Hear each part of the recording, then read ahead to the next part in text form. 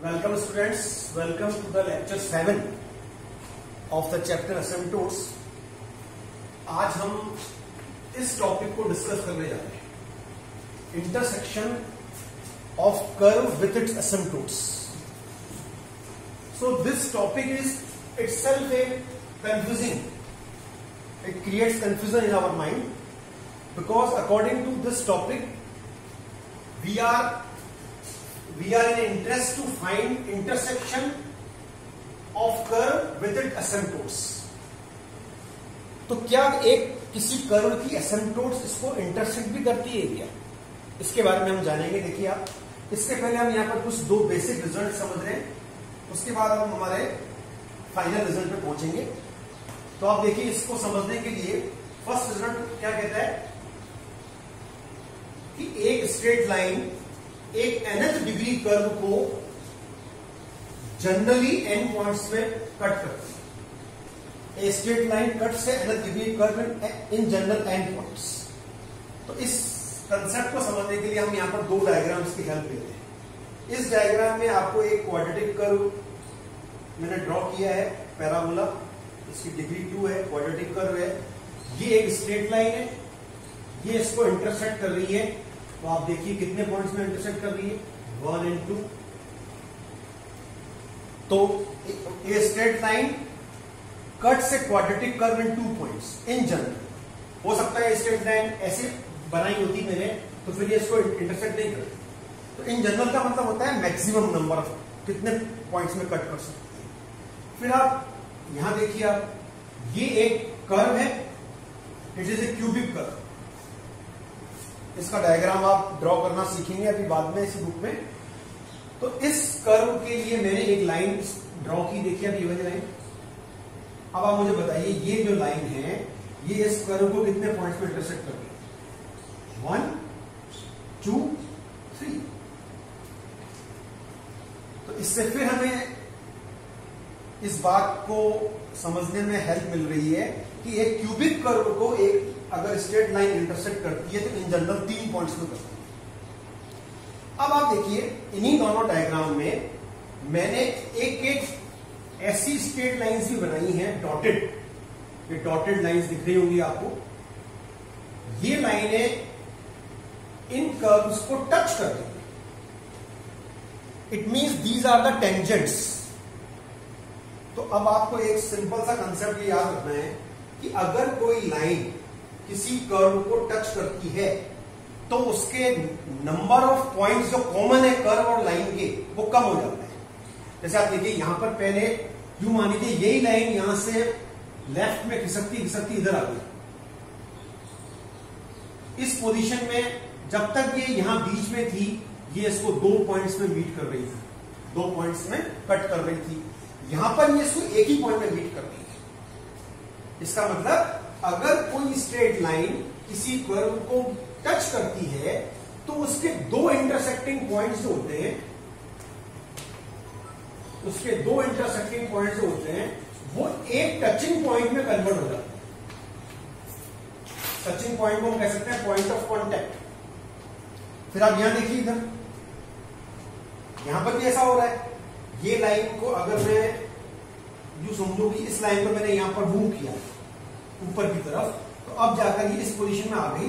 तो अब ये इसको केवल एक ही पॉइंट में मीट कर रही, मिल रही। इसका मतलब अगर कोई स्ट्रेट लाइन किसी nth डिग्री कर्व को n पॉइंट में कट कर रही है, तो अब अगर वो स्ट्रेट लाइन एक ऐसे स्पेशल केस हम समझे कि वो कट करने के साथ साथ अगर वो टच भी करे, जैसा आप इधर देखिए इस लाइन जो डॉटेड लाइन है, ये अगर हम आगे बढ़ाएं तो ये आगे जाकर इस कर्व को कट भी करेगी और टच भी करेगी। मतलब it is a new concept कि straight line can cut as well as touch both एक कर्व। तो उस केस में क्या होता है कि जो टोटल नंबर ऑफ पॉइंट्स पहले थे वो 2 से रिड्यूस हो जाते हैं। तो अब इधर देखिए, यहां पर मैंने क्या कहा कि in general straight line cut से nth डिग्री कर्व इन n पॉइंट्स। अब अगर वो straight line is an asymptotes also, यानी ऐसे स्पेशल केस अगर हम उस कर्व की एसिम्पटोट की बात करें तो वो एसिम्पटोट उस कर्व को n-2 पॉइंट्स में कट करेगी। पहले कितने पॉइंट्स में कट कर रही थी? n में। अब कितने में करेगी? n-2 पे। क्यों? क्योंकि अब ये कट करने के साथ साथ एसिम्पटोट भी है, तो ये टच भी कर रही है। तो टच करने पर दो पॉइंट जो है वो इन्फिनिटी में कॉन्साइड हो जाएंगे, इसलिए यहां पर मैंने n-2 कर दिया। फिर आप फाइनल रिजल्ट पे आइए। यहां पर तो हम बात कर रहे थे एक एसिम्पटोट की, अब यहां पर हम बात कर रहे हैं n एसिम्पटोट्स, टोटल n एसिम्पटोट्स जो किसी nth डिग्री कर्व की हो सकती है। तो यहां पर मैंने कहा कि एक एसिम्पटोट किसी nth डिग्री कर्व को n-2 पॉइंट्स पर कट करती है, तो n एसिम्पटोट्स उसी कर्व को n into n-2 पॉइंट्स पर कट करेंगे। तो ये जो मैंने यहां पर बॉक्स में कंसेप्ट लिखा हुआ है, ये मैंने आपको एक्सप्लेन करने की कोशिश की है। आई होप कि आपको समझ में आया होगा। तो इसको अब आपको एग्जाम में डायरेक्ट याद रखना है, इसको भी प्रूव नहीं करवाया जाता, बस आपको इसको रिमेंबर रखना अपने माइंड में। फिर से आप इसको रीड करिए। हम कह रहे हैं n asymptotes of a nth degree curve, n का मतलब टोटल एसिम्पटोट्स, वो उसको n into n-2 पॉइंट्स में कट करें।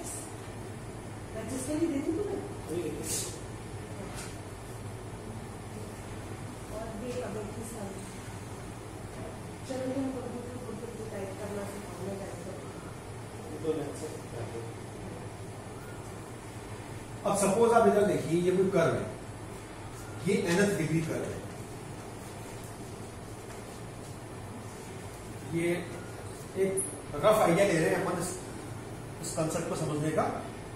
और इस कर्व की n एसिम्पटोट्स जो उसको इन्फिनिटी में टच कर रही है, वो मैं यहां पर ड्रॉ नहीं कर रहा हूं। ये जो मैंने पॉइंट्स यहां पर डॉट बनाए हैं, इनको आप विजुअलाइज कीजिए कि ये जो पॉइंट्स हैं, इन पॉइंट्स से n एसिम्पटोट्स पास हो रही है, यानी इन पॉइंट्स से होती हुई जा रही है, या इस कर्व को इन पॉइंट्स से होती हुई कट कर रही है, और एज वेल एज टच भी कर रही है।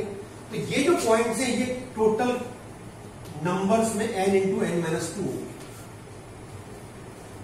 एसिम्पटोट्स मैंने ड्रॉ नहीं की है, ये आपको विजुअलाइज ही करना पड़ेगा। n asymptotes of a nth degree curve cuts it in n into n-2 points.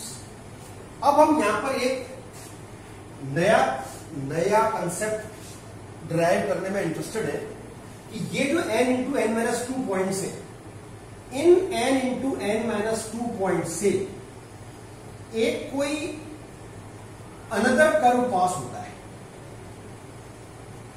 ये देखिए आप, मैंने इस तरह का डिजाइनदार एक कर्व बनाया है। ये कौन सा कर्व है? ये गिवन कर्व नहीं है, ये एक ऐसा कर्व है जो गिवन कर्व और जो उसकी एसिम्पटोट्स हैं, गिवन कर्व और एसिम्पटोट्स के जो n into n- points of n into n-2 points of intersection जो थे, इनसे पास होने वाला कोई अनदर कर्व है, इसकी हमें इक्वेशन फाइंड करनी है। तो देखिए आप इसको हम कैसे फाइंड करेंगे। सबसे पहले हम यहां पर कर्व की इक्वेशन लिख रहे हैं। मैंने अपने लास्ट 6th लेक्चर में मैंने आपको बताया था कि अगर किसी कर्व की इक्वेशन इस फॉर्मेट की हो, fn plus fn-2 equals to 0, जिसमें ये तो है expression of x and y of degree n, और ये है expression of at most degree n-2, और इसके अगर हम n फैक्टर्स करते हैं और उन फैक्टर्स से जो लाइंस रिप्रेजेंट होती हैं, उनमें से कोई भी दो लाइन पैरेलल और कोइंसिडेंट नहीं है, तो इस कर्व की जो एसिम्पटोट्स हैं वो इस फॉर्मूले से दी जाती है। ये दो चीजें हमने लास्ट वन पे डिस्कस की थी। ये तो है equation of given curve, nth degree curve, equation of a nth degree curve, और ये क्या है? इक्वेशन ऑफ n एसिम्पटोट्स, और रादर हमें कहना चाहिए कंबाइंड इक्वेशन ऑफ n एसिम्पटोट्स, क्योंकि इसमें सारी की सारी एसिम्पटोट्स के जो xy वाले जो पोर्शन है वो कंबाइंडली मल्टीप्लाइड है। अब आप देखिए मैं क्या करने जा रहा हूं, मैं एक कोऑर्डिनेट ज्योमेट्री का कंसेप्ट अप्लाई करने जा रहा हूं कि if I have two curve, s equals to 0 and s dash equals to 0. Then s plus lambda s dash equals to 0 is a third curve which passes through the point of intersection of these two curves. ये आपने अपने 11th 12th में coordinate geometry में 2D 3D में पढ़ा होगा। फिर से देखिए आप, ये नंबर 1 कर्व, ये नंबर 2 कर्व और ये number 3rd curve, it is different from these two. ये कर्व का इन दोनों से क्या रिश्ता है? ये इन दोनों के पॉइंट ऑफ इंटरसेक्शन से पास होता है for each value of lambda. Again I am saying each value, for each value of lambda. तो अगर मैं इन पर्टिकुलर लैम्डा को -1 पुट कर दूं तो यहां पर ये इक्वेशन क्या बनेगी? ठीक है, तो अब इस कंसेप्ट को मैं यहां अप्लाई करूं। कैसे? इसको तो आप मानिए s नंबर 1, इसको मानिए आप नंबर 2 s डैश। तो अगर मैं s से s डैश की इक्वेशन माइनस कर दूं, s माइनस s डैश, तो I get fn minus q equals to 0। ये थर्ड नंबर हो गया मेरा 1 - 2 कर्व। तो ये जो मेरे पास इक्वेशन आई, ये किस कर्व की इक्वेशन होगी? As I have just told you, ये उस कर्व की इक्वेशन होगी, थर्ड कर्व की, जो इन दोनों के पॉइंट्स ऑफ इंटरसेक्शन से पास हो रहा है। और इसी बात को मैंने आपको यहां डायग्राम में बताया। देखिए आप, नंबर 1 कर्व कौन सा है? यहां पर गिवन कर्व, और नंबर 2 कर्व यहां ड्रॉ नहीं है। नंबर 2 कर्व यहां कौन होगा? एसिम्पटोट्स। आप उसको विजुअलाइज कीजिए कि यहां पर n एसिम्पटोट्स हैं, और वो n एसिम्पटोट्स इनको इन पॉइंट्स में कट कर देंगे जो मैंने यहां टिक लगा रखा है। और ये कितने हैं पॉइंट्स गिनती में? n × n - 2। हमको तो थर्ड कर्व से मतलब है। थर्ड कर्व को कौन सा थर्ड कर्व? जो 1 और 2 के पॉइंट ऑफ इंटरसेक्शन से पास हो। तो 1 ये है और 2 इनसे पास होने वाले एसिम्पटोट्स हैं। तो 1 और 2 के पॉइंट ऑफ इंटरसेक्शन ये, इनसे पास होने वाला ये थर्ड कर्व। तो ये थर्ड कर्व होगी जिसकी इक्वेशन इस फॉर्मूले से जुड़ी। अब एग्जाम में ये थर्ड कर्व फाइंड करने को आता है, तो क्या हम इस फॉर्मूले को याद करें? No need to write to remember this formula in this way. आपको जनरल कंसेप्ट याद रखना है कि ये जो थर्ड कर्व मैंने अभी लिखा, ये कैसे मुझे प्राप्त हुआ? ये मुझे प्राप्त हुआ कर्व्स की इक्वेशन में से मैंने सब्ट्रैक्ट किया या माइनस किया। क्या किया? Combined equation of एसिम्पटोट्स।